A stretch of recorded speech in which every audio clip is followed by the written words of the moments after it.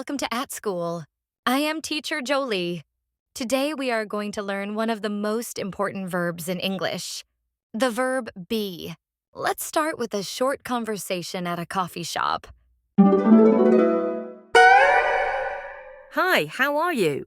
I am fine, thank you. And you? I am good, thanks. My name is Anna.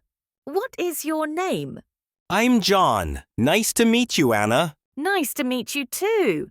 Are you from here? No, I am from Brazil. And you? I am from the United States. Oh, that is nice.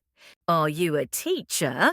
Yes, I am. What about you? I am a student. Cool, let's have some coffee. Great idea. Now, let's look at how the verb be works in English. We use am, is, and are, depending on the subject. We say, I am Anna. You are John. He, she, or it is. She is a teacher. They are from the U.S. We are friends. You are students. Remember, the verb be is one of the most important verbs in English. We use it to talk about who we are, where we are, and how we feel.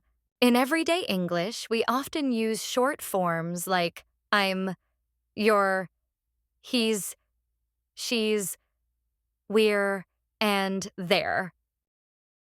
Here are some useful words from the dialogue. Repeat them slowly and try to memorize. Hi, hello. How are you? Nice to meet you. From, student, teacher, coffee. Let's test your English skills. Can you complete these sentences?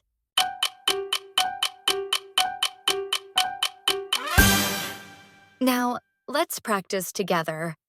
Repeat after me. I am a student. She is from Brazil. They are friends.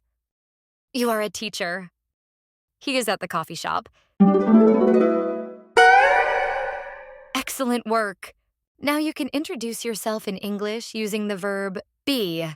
Don't forget to like, subscribe, and join the next lesson. Only here on At School, where English is made simple for everyone.